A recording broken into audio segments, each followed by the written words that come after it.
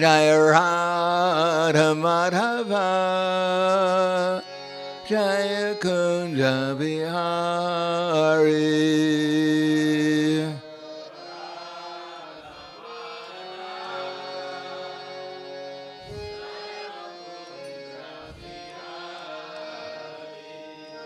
Jaya Radha Madhava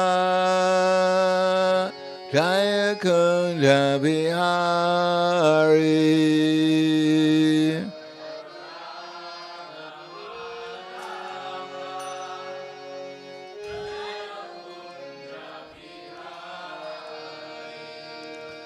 Gopi Jana Vallabha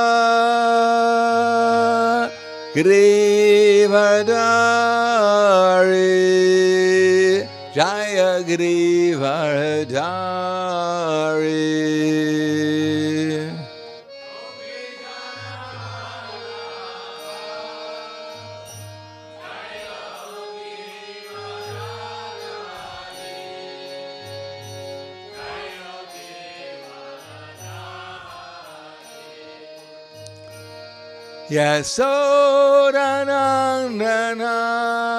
Yasodanandana Braja Dhanaranjana Jaya Braja Dhanaranjana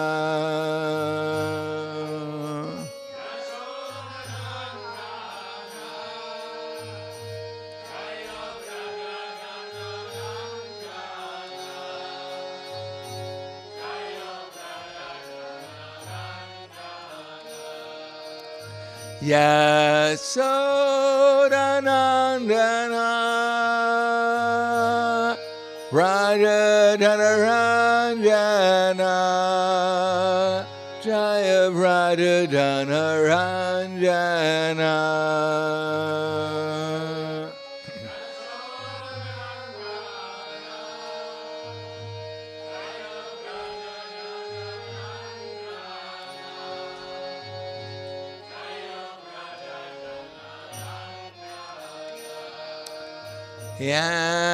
Yamuna Dhiravarachari Jaya Kunja Bihari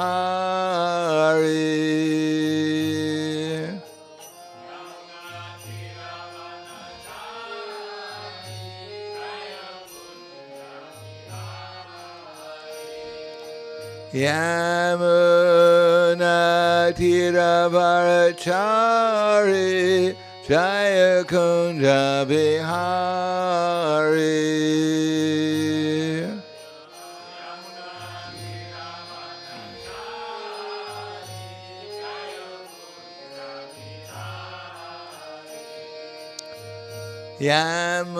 Yamuna Dhiravarachari Jaya Kunja Bihari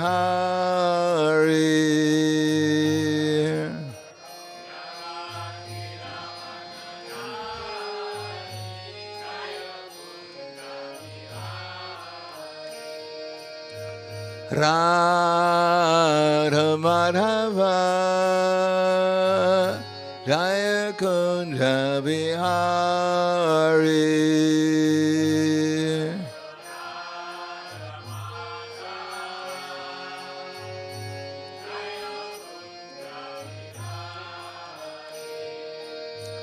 Jaya Radha Madhava Jaya Kunja Bihari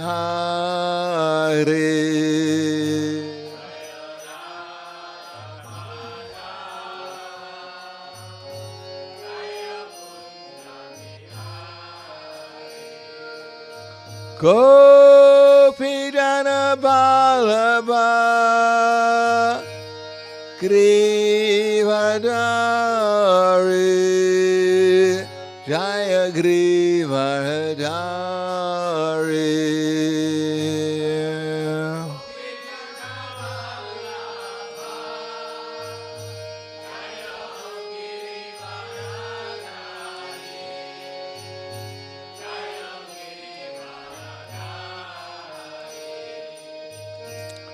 Gopi Jana Vallabha Giri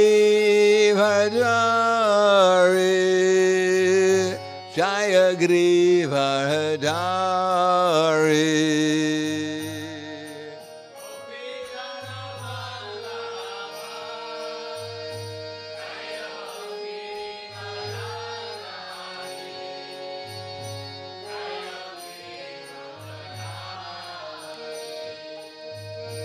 Yasodanandana Raja Dhanaranjana Jaya Raja Dhanaranjana.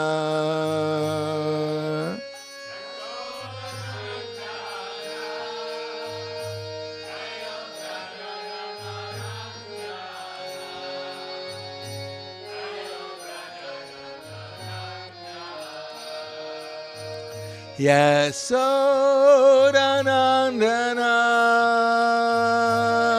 Raja Dhanaranjana Jaya Raja Dhanaranjana.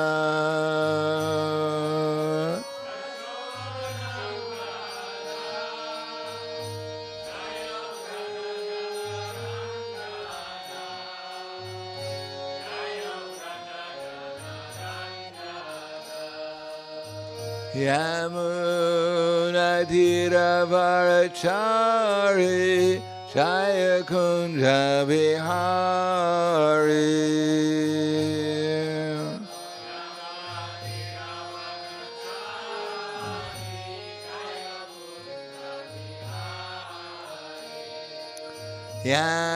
Yamuna Tira Varachari Jaya Kunja Vihari.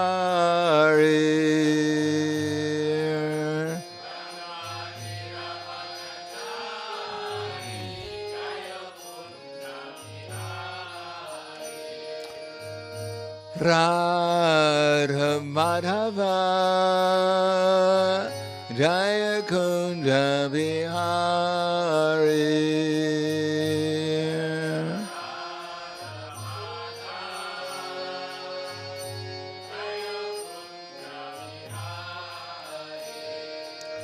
Jaya Radha Madhava Jaya Kunja Vihari.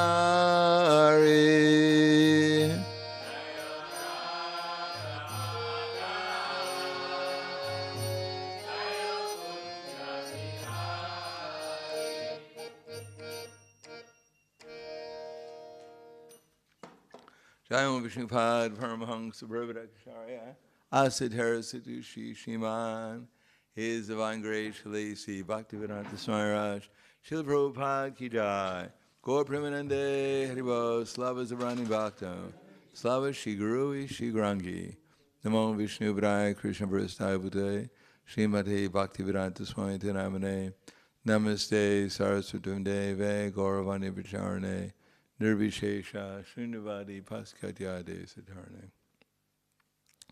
Om Agana Timirandasya Gananjana Salakaya Chaksur Militam Yena Tasmai Shri Guruve Namaha Shri Chaitanya Manobishtam Stapitam Yena Bhutale Swayam Rupa Kadamayam Tadati Swapadantikam Vandeham Shri Guru Shri Yuta Padakamalam Shri Guru Vaishnavam Scha Shri Rupam Sagrajatam Sahagana Raghunatam Vitam Tam Sajivam Sadvaitam Savadutam Parijana Saitam Krishna Chaitanya Devam Shri Radha Krishna Padan Sahagana Lalita Shri Vasakans Vitam Cha Hey Krishna Karna Sindho Dinabandho Jagatpate Gopesha Gopika Kanta Radha Kanta Namostute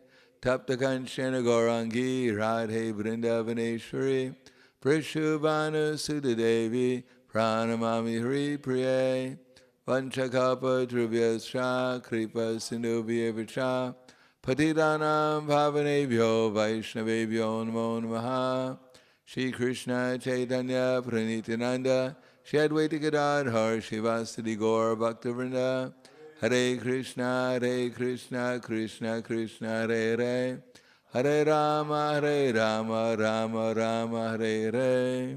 Om Namo Bhagavate Vasudevaya. Om Namo Bhagavate Vasudevaya. Om Namo Bhagavate Vasudevaya. Srimad Bhagavatam, Canto 9, Chapter 19. King Ayati achieves liberation, text number 14. Najatu kama kamanam upabhogena shamyati havisha Krishna vartmeva bhuya eva vivardate najatu kama kamanam upabhogena shamyati havisha Krishna vartmeva bhuya eva vivardate.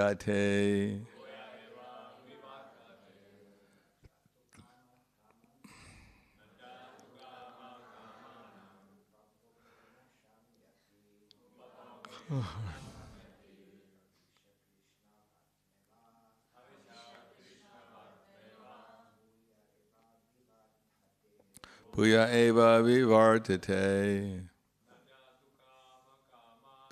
Najatu kama kamanam upabhagena samyati havisha Krishna vartmeva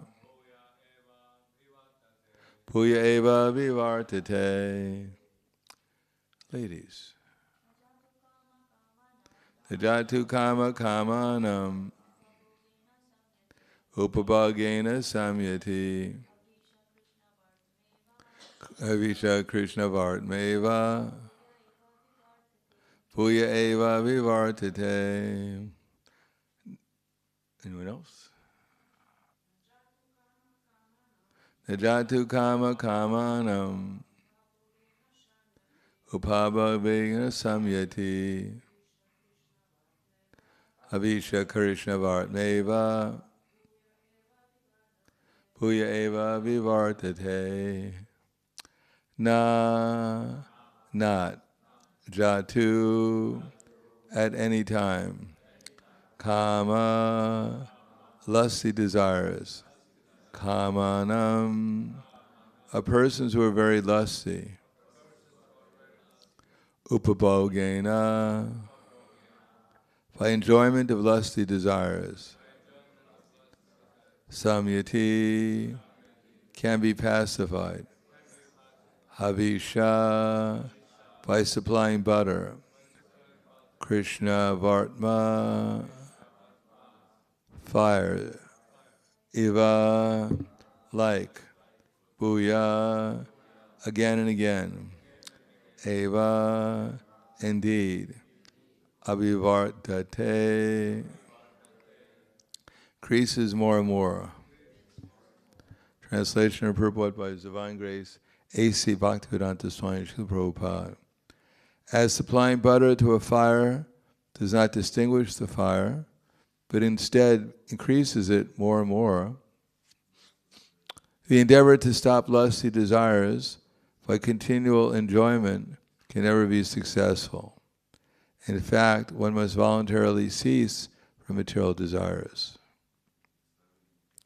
Purport. One may have enough money and enough resources to satisfy the senses, but still not be satisfied.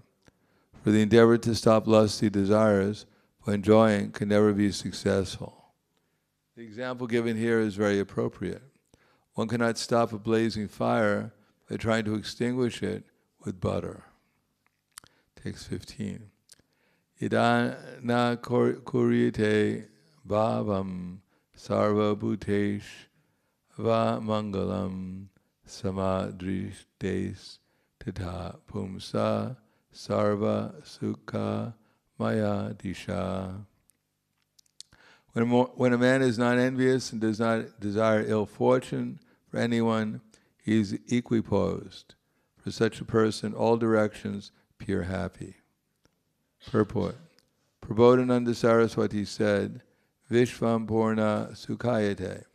When one becomes Krishna conscious, by the mercy of Lord Chaitanya, for him the entire world appears happy. He has nothing for which to hanker. On the Brahmabhuta stage, or the platform of spiritual realization, there is no lamentation and no material hankering. Nashoshati nakangshati. As long as one lives in the material world, actions and reactions will continue, but when one is unaffected by such material actions and reactions, he is to be considered free from the danger of being victimized by material desires. The symptoms of those who are satiated with lusty desires are described in this verse. As explained by Srila Vishwanath Chakravarti Thakur, one is not envious even of his enemy and does not expect honor from anyone, but instead desires all well-being, even for his enemy. He is understood to be a Paramahamsa, one who has fully subdued the lusty desires for sense gratification. Namo Vishnu Padaya Krishna Prasthaya Bhutaya Srimate Bhaktivedanta Swami Namane Namaste Saraswatam Deve Gauravani Pracharane Nirvishesha Shunyavadi Paskatya Satarane.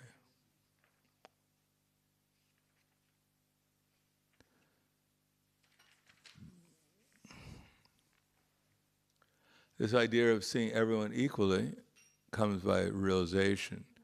And the realization comes from following the process.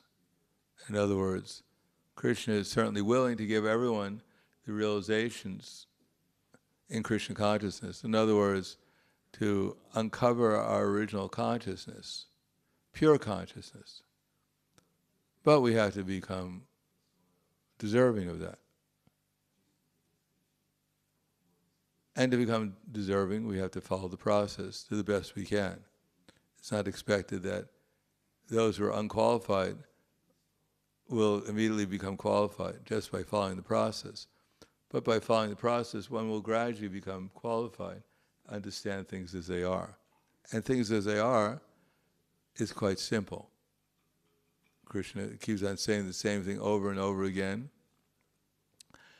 Vidya Vinaya Sampane Brahmani Gavihastani Shini Chaiva Swapakecha Pandita Samadarshana. The humble sages, by virtue of true knowledge, see with an equal vision the learned and gentle Brahman, the cow, the dog, and the dog eater, also the elephant.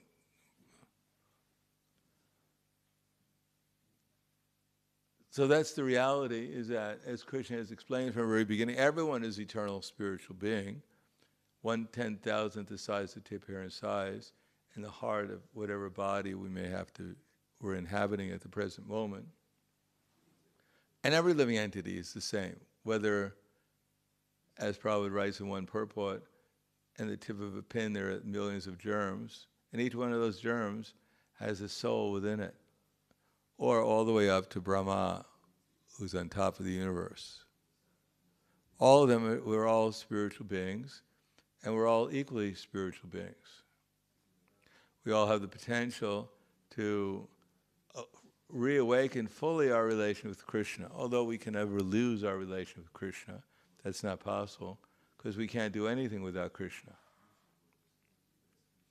At the moment we have a relation with Krishna, it's just not so much in line with Krishna that we're aware of Krishna. Krishna doesn't reveal himself unless one agrees to become his loving servant. Otherwise, there's no sense. Krishna reveals himself in proportion to our desire to become his servant. Even we come to the position of Kamsa.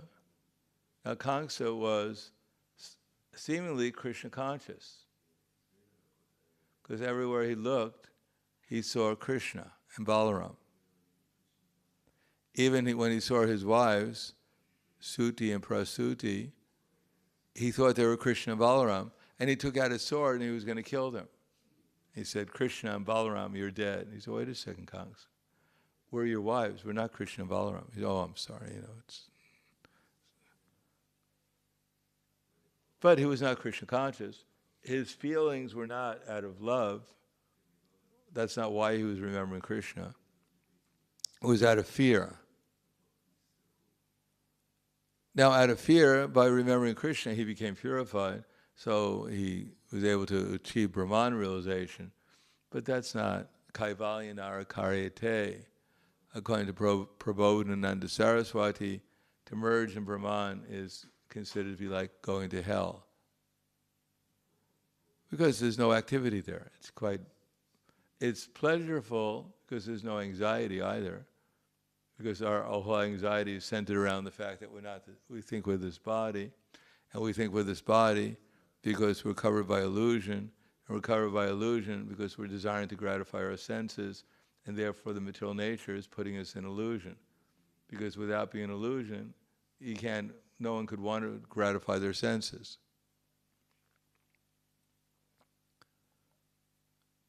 One sees punak punas charvita charvananam is simply chewing the chewed, just like in India they have the sugarcane wallas. And they have a machine, they grind the sugarcane, and then you get the sugarcane juice. If you go to India, you can get sugarcane juice, but make sure they clean the machine, or else you might get a few other things like crushed flies and things like that, along with your sugarcane juice. Add a little extra protein. They don't charge you anything for it, extra.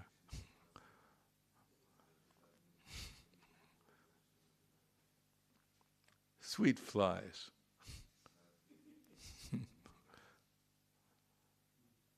But they're very economical.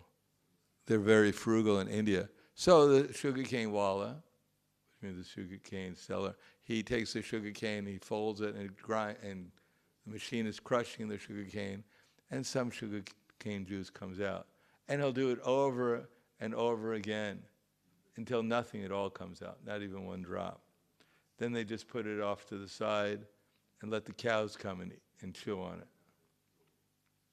So the cows come and chew on the sugarcane, and there's no sugarcane juice, so they spit it out.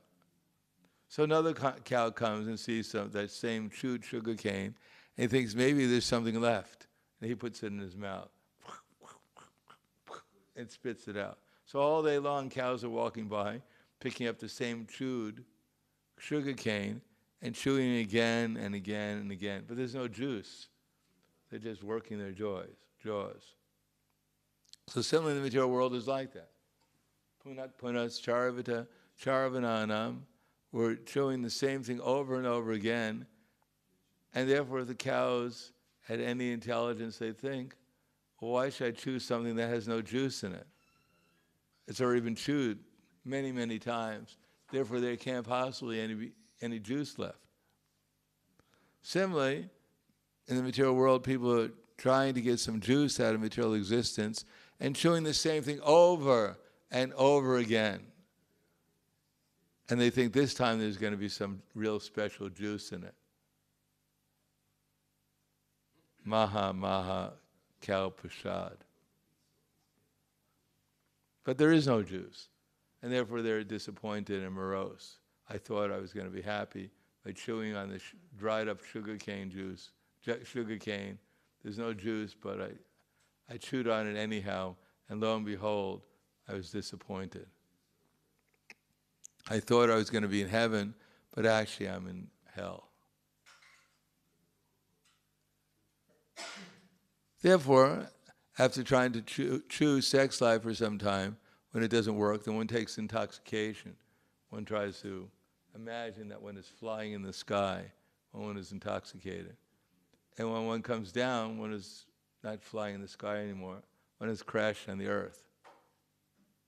Therefore, one has to take more and more intoxication. And in order to do that, one has to gamble one's life in order to get the money to supply the money for the intoxication. And life goes on in the material world. Hope against hope for happiness. And then people say, well, I'm not happy. Everyone else is happy. All the billboards, people are smiling. The only people who are not smiling is me. I'm miserable. Life is unfair. The whole world is unhappy except for me. But actually, if one becomes happy, then one sees the whole world is happy. Because everything is working perfectly according to Krishna's arrangement. And Krishna has a perfect arrangement to encourage living entities to go back to the spiritual world. And therefore, everything is going on perfectly. The whole material world is a huge machine meant to elevate the living entities to the highest platform of consciousness, if at all they're willing to do so. That's all they have to be willing to make some spiritual advancement towards the goal of life. And the material world will help lift one up. And it doesn't do so in the most pleasant ways. For instance, a child wants to put his hand into the fire, and he keeps on insisting, I'm going to put my hand in the fire. And the father says, don't do it, you'll get hurt. No, I'm going to do it. As soon as you tell me I'm not going to do it, I'm going to do it. Don't do it, no, I'm going to do it. Why didn't you tell me? I did tell you. You didn't tell me hard enough. You should have prevented me from doing it. Well, do you want to put your hand? No, don't. So that's way of learning, is by experience. The father says, don't do it, don't do it. The child says, oh, you tell me I'm going to do it. I'll show you. I'm going to do it. I'm going to do it. Why didn't you tell me? That hurt. And the rascal, like the dog, he comes to the table, he wants to get some food, but the people living eating at the table, they don't want the dog to come and take their food. So what they do is they take their newspaper, and when the dog comes to the table, the guy whack, and the dog goes, and he runs away. But the dog has no brains, or very little brains, and he forgets. 5 minutes later, he forgot that he got hit, and he goes back to the table, and then whack, and he runs away again. So the whole meal that's going on, whack, because he can't remember. He's been taken, his intelligence has been stolen by illusion. So he can't remember he got hit. So at least we should be second class. We're insisting on doing something that's going to cause us so much problems, and then we get stung. And the next time, no, I won't do it again for at least a little while, as long as I have some memory, and when it goes away, then I'll try it once more again. Maybe this time it will be different. That's called madness. You do the same thing over and over and over again, you get the same result. You think, one more time, maybe I'll get a different result. So, in order to see everyone equally, as it says here, we have to give up the idea that we are here to exploit the material nature, either gross or subtly. Because even when we want to I don't want to exploit anyone, I'm just going to exploit the gross energy. But we have to exploit people to get the gross energy. So therefore we see everyone as friends and enemies, whether they're helping me exploit the material nature or they're impeding my exploitation of the material nature. If someone is my friend, it means, in the material world, it means he's assisting me in getting what I want to fulfill my material desires. So they're my friends. And if someone is an obstacle or they're threatening, either gross or subtly, my sense gratification, they become my enemy. And my enemy becomes my friend when he helps my sense gratification. My friend becomes my enemy when they become impediments to my sense gratification, like Samishta and Devayani. They were friends. But as soon as Samishta, as soon as put on the clothes of Devayani immediately, because of her false ego, started to criticize her. You rascal, How can you wear my clothes, my sacred clothes? You're just like a dog trying to get the clarified butter from the sacrifice. And because of Saramishta's false ego, she took Devyani and threw her in a well. Now I know sometimes the ladies fight, even here, but they don't do that.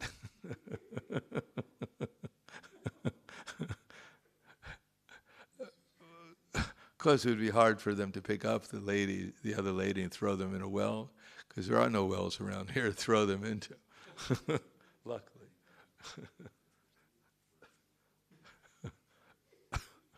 In any case, that mentality is what we have to give up, that I am the proprietor of these things, and that those who help me get more and more to fulfill my desires, they're my friends, and those who take things away from me, they're my enemies. If someone says a nice word to me, they immediately become my friend. And if someone criticizes me forever and ever, they're my enemy. Then one can actually, if one is not interested in material desires, but how is that possible? Only if one is actually developing consciousness of Krishna. Only if one is actually, when we're hearing and chanting about Krishna, we're doing it in such a way as we actually appreciate it. It's not like a hard task. We actually relax a little bit, and we actually try to feel Krishna's presence and remember what the mood is. The mood of Vrindavan is they're not working 24 hours a day to get some prasadam. They're working spontaneously out of love. So the whole mood of Vrindavan is love. So the whole mood of all these books that we have is that of love, prema, real love. So we should try to enter into that. We should read the books, and if we're actually understanding them, then we're entering into that mood of love. That's what they're instructing us.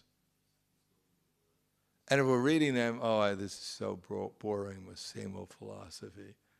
I can't stand reading these books. It's such an austerity. Doesn't make any sense. It's so dry. Jnana vijnana triptatma. Oh, God. No, we have to. If we're reading in that mood, then it'll remain dry to us. It'll remain some kind of just dry austerity. Restrain my senses from their objects. How barbaric. No, if we realize that ultimately restrain the senses from their, but fix the consciousness upon Krishna. Without fixing upon the consciousness upon Krishna, without being happy to be in Krishna's association. Not that why is Krishna God? Why am I not God? Why isn't he share a little bit? Why can't I be God for a day? He can be God for the rest of the year. Why so much I had to remain a servant forever? How depressing. Just an ordinary servant, 1/10,000th the size of a tip of hair size. That's even more depressing. I'm so tiny, so insignificant. Even if someone stepped on me, they wouldn't even notice it. And I'm equal to everyone. Everyone is equal to me. I can't get better than anyone. This whole material, I've been wasting my time since time immemorial, trying to get better. I've just wasted so much time. It's not fair. I deserve to be better than everyone. I put in such an effort to become better. No, one has to relax a little bit, realize we're very tiny and Krishna is very great, but he's unlimitedly beautiful. He's unlimitedly pleasurable. And we can experience unlimited pleasure, unlimited happiness, unlimited awareness. Or we can actually make our lives useful rather than complaining, oh, why am I so tiny? Can I get bigger? Why does everyone pick on me? It's unfair. I'm a good person. No, one has to give up the victim mentality and realize tatte nukampam sasamikshamano punjana evatma kritam vipakam ridvagbhakbir vidadanmanaste jiveta san bhukti pade sadhya bhak. Tatte nukampam. We want Krishna's compassion. We think, why should I put myself in such a position? Someone has to be compassionate to me. How degrading. I should be strong. No, we want Krishna's compassion because we want to become worthy of his compassion. That actually I'm in a very miserable condition. However great I may think I am, I'm in this body which is simply meant to torture me. It's not meant for my pleasure. It's meant to give me all kinds of problems and pain and suffering until I utilize it completely in Krishna's service, and then the body turns spiritual. In the meantime, one has to realize that unless I serve Krishna, unless I utilize this body in Krishna's service, then there is no end to the problems I'm going to face. So we want to be in that mood, trinadapi sunichena traiva sihishna, being humble, that I'm not a great personality, because I'm not even on what basis could I be a great personality? I'm not the body.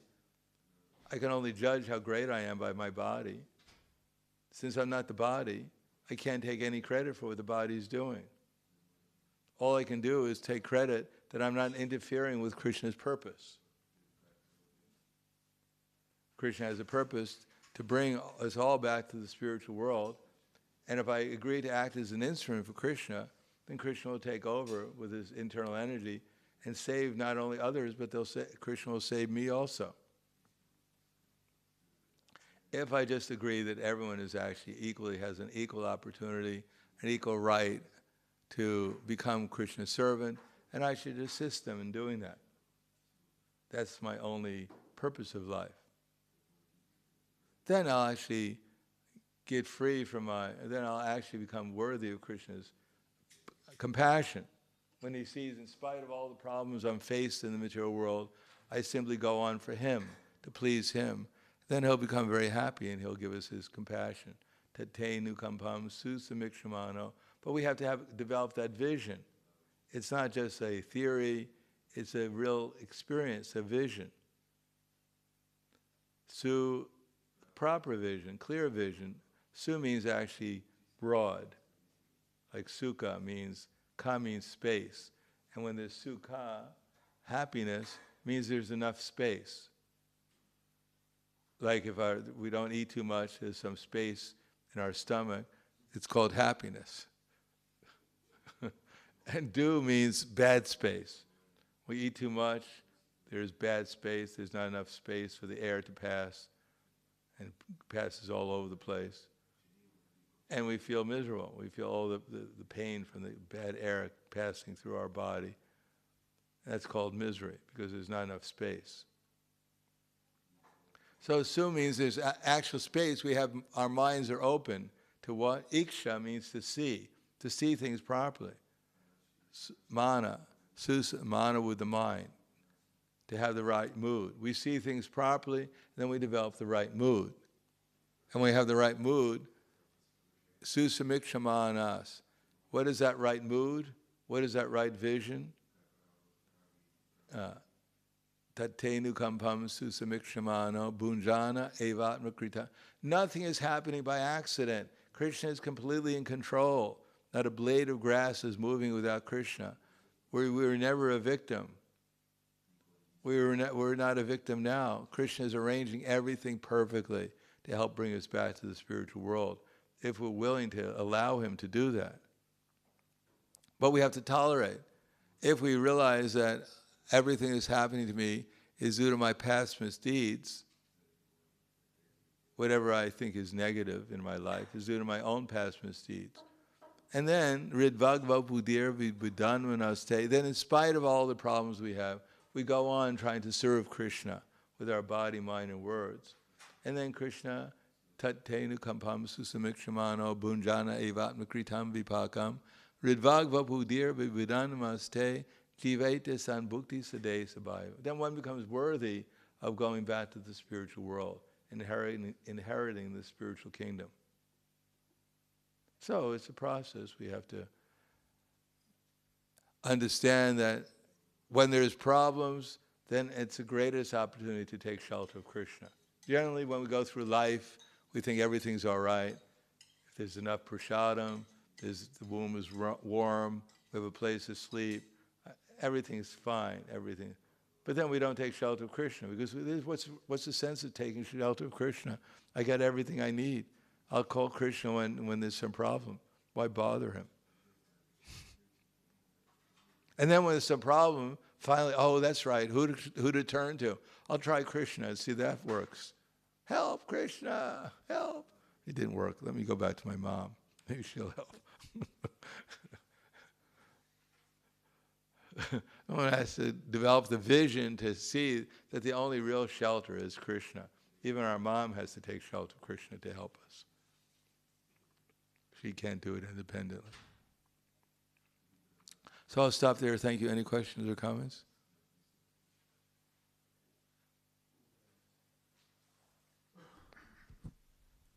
Hare Krishna Maharaj, about this equality, how to proper understand that we are all equal? That has to be revealed to us by Krishna. And that's revealed by utilizing Krishna's energies that Krishna has given us and engaging them in his service. And then when we do that, then he becomes pleased and he reveals himself. And as Krishna reveals himself, then we see things as they are.